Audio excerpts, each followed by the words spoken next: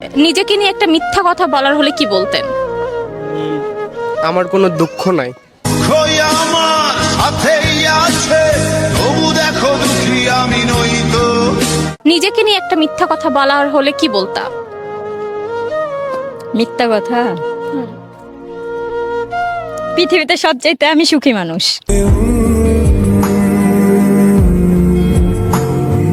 নিজেকে নিয়ে একটা মিথ্যা কথা বলার থাকলে কি বলতে? নিজেকে নিয়ে মিথ্যা কথা বলতে আমি অনেক ভালো আছি।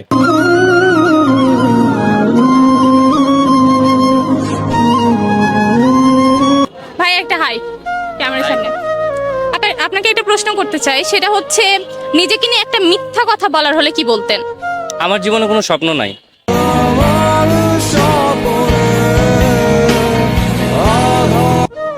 আলহামদুলিল্লাহ, আমার হচ্ছে ছোট পেজেরও মনিটাইজেশন চলে আসছে। সেটা বড় ভিডিওতে এটা আসতেছিল না, ফাইনালি অ্যাপ্লাই করার পর আসছে, শিফাত অ্যাপ্লাই করে দিছে। সো আজকে আমরা সেট আপ করবো।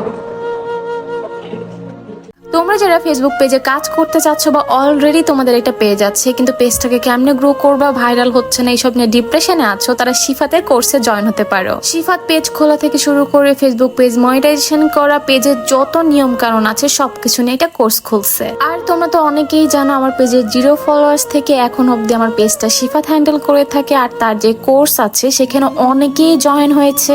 শিফাতের গাইডলাইন কোর্সের মেম্বারদের অনেকেরই 2 থেকে 3 মাসের মধ্যে মনিটাইজেশন অন হয়ে গেছে। আর তোমরা যারা আমাকে আগে থেকে চিনো তারা তো জানোই আমার মাত্র 2 মাসের মধ্যে মনিটাইজেশন করার সব ক্রাইটেরিয়া কমপ্লিট হয়ে গেছিল।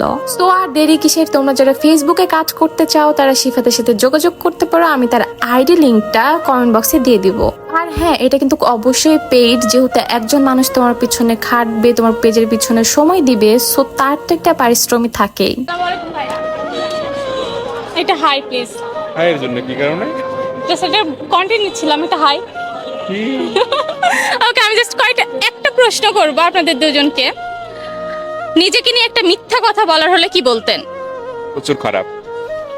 আপনি প্রচুর খারাপ? হ্যাঁ।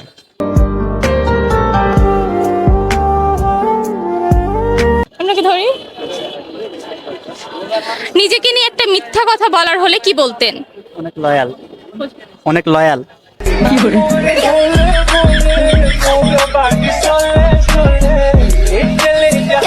নিজেকে নিয়ে একটা মিথ্যা কথা বলার হলে কি বলতেন? আমি কোটিপতি।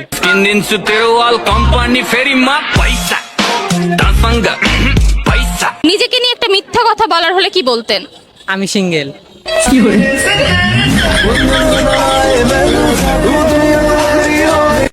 নিজেকে নিয়ে একটা মিথ্যা কথা বলার হলে কি বলতেন? আমি অনেক পড়াশোনা করি। যেই আমি বই ধরি সারাদিনে বই পড়ি, তখন